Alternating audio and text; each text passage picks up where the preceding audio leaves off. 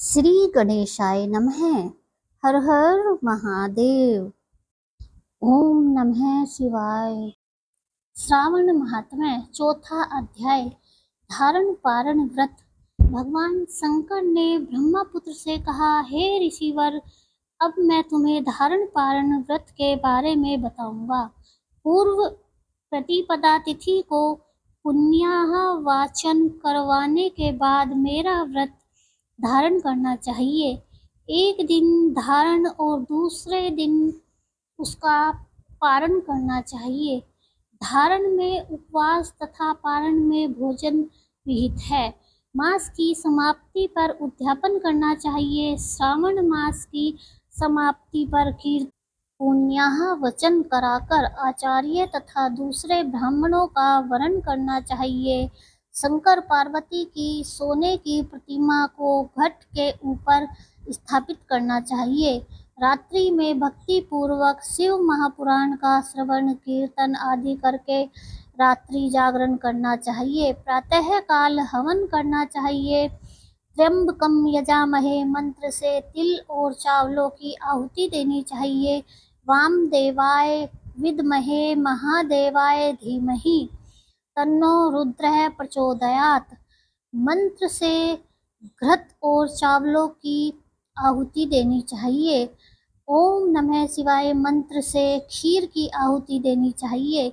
इसकी पूर्णाहुति देकर होम समाप्त करना चाहिए। ब्राह्मणों को भोजन कराना चाहिए और आचार्यों का पूजन करना चाहिए। इस प्रकार व्रत को पूर्ण करने से ब्रह्मा हत्या आदि पापों से मनुष्य मुक्त हो जाता है।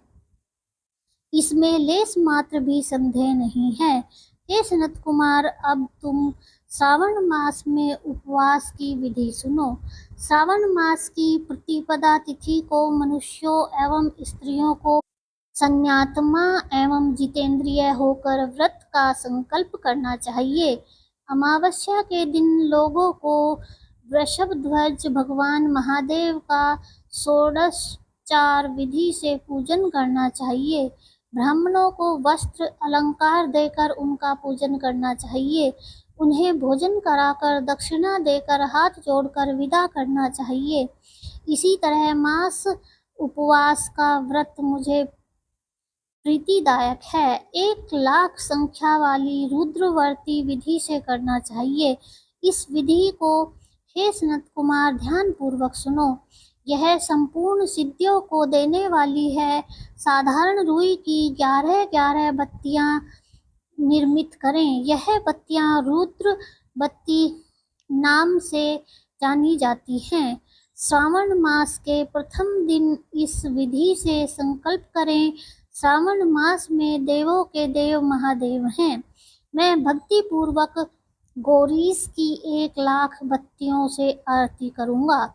यह संकल्प कर प्रतिदिन 1,000 बत्तियों द्वारा पूजन करना चाहिए।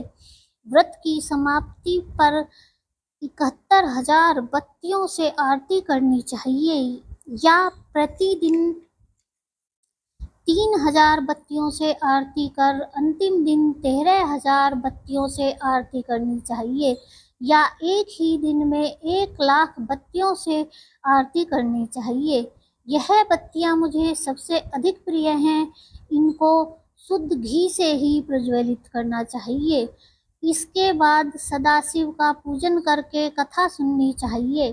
सनत कुमार भगवान रुद्र से बोले, हे महादेव, मुझे अब आप यह बताने का कष्ट करें कि इस व्रत का प्रभाव क्या है।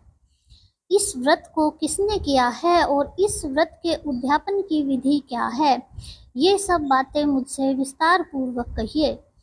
भगवान शिव ब्रह्मपुत्र सनत कुमार से बोले, तुमने जो मुझसे पूछा है उसको मैं तुम्हें बताता हूँ। ध्यान पूर्वक सुनो। यह व्रत सब व्रतों में श्रेष्ठ और महान पुण्य प्रदान करने वाला है तथा संपूर्ण उपद्रवों को नाश करने वाला है। यह व्रत पुत्र पौत्र तथा सौभाग्य को प्रदान करने वाला माना जाता है। सत्य तो यह है कि तीनों लोकों में रुद्रवर्ती जैसा दूसरा कोई भी व्रत नहीं है। इसके संबंध में मैं तुम्हें एक कथा सुनाता हूँ।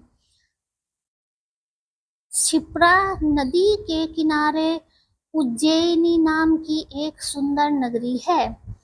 उस नगर में सुगंधा नाम की एक अत्यंत सुंदर वेश्या रहती थी। उस वेश्या ने कई युवा पुरुषों तथा ब्राह्मणों के धर्म भ्रष्ट किए, बार बार बहुत से राजाओं तथा राजकुमारों को बिगाड़ा। इस प्रकार उसने अनेकों व्यक्तियों को बुरी तरह से लूटा और लूटने के बाद धक्के देकर घर से बाहर निकाल दिया।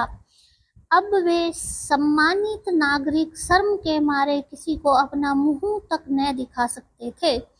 उस सुगंधा वेश्या के शरीर से निकली सुगंधी एक कोस तक फैलती रहती थी। पृथ्वी पर उसके रूप लावण्य की ख्याति दूर दूर तक फैल गई। वह गायन विद्या में 6 राग तथा 36 रागनियों में निपुण थी। नृत्य में वह रंभा आदि देवांगनाओं को पीछे छोड़ चुकी थी।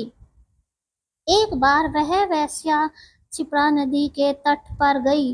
वहां उसने सब और ऋषियों को देखा। कुछ ब्राह्मण स्नान कर रहे थे तो कुछ भगवान शिव या भगवान विष्णु की अर्चना कर रहे थे। उसने वहां ऋषि वशिष्ठ को बैठे देखा। उनके दर्शन मात्र के प्रभाव से उस वेश्या की बुद्धि परिवर्तित हो गई। उसका मन वेश्या के जीवन तथा विषयों से हट गया। वह वेश्या महर्षि वशिष्ठ के चरणों में गिरकर अपने पाप कर्मों के नाश का उपाय पूछने लगी। सुगंधा वेश्या ने कहा, प्रभु, मैंने आज तक बहुत पाप किए हैं। आप मुझे उन पापों से छुटकारा दिलाने का कोई उपाय बताइए। महर्षि वशिष्ठ उस वेश्या की बात सुनकर बोले, तुम मेरी बात ध्यानपूर्वक सुनो। तेरे पापों का नाश जिस पुण्य के करने से होगा, वह सब उपाय तुम्हें मैं बताता हूँ। तू वाराणसी में जाकर रुद्रवर्ती नामक व्रत को कर। यह व्रत महान पुण्य देने वाला तथा शिव शंकर की भक्ति में मन को लगाने वाला है। इस व्रत के करने से तुम्हारी सद्गति हो सकती है। महर्षि वशिष्ठ के वचन सुनकर वह सुगंधा नामक वेश्या अपना खजाना, नौकरों व मित्रों को लेकर वाराणसी चली गई। उसने महर्षि वशिष्ठ द्वारा बताए व्रत को विधि विधान सहित किया, जिसके फलस्वरूप वह वेश्या पंच भौतिक शरीर को त्याग कर भगवान शंकर के शरीर में विलीन हो गई। जो भी स्त्री इस व्रत को जिस इच्छा को लेकर करती है, उसे वह अवश्य प्राप्त होती है। हे सनत कुमार, अब तुम मणिक व्रतियों का महात्म्य सुनो। माणिक व्रतियों का व्रत करने से स्त्री मेरे अर्धासन की भागीदार बन जाती हैं।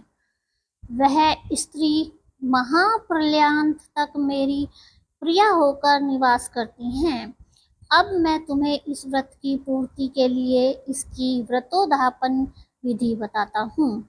इस व्रत को करने वाली स्त्री पार्वती सहित शंकर की प्रतिमा स्थापित करे। शिव पार्वती की प्रतिमा स्वर्ण की बनी होनी चाहिए तथा वृषभ की प्रतिमा चांदी की बनी होनी चाहिए।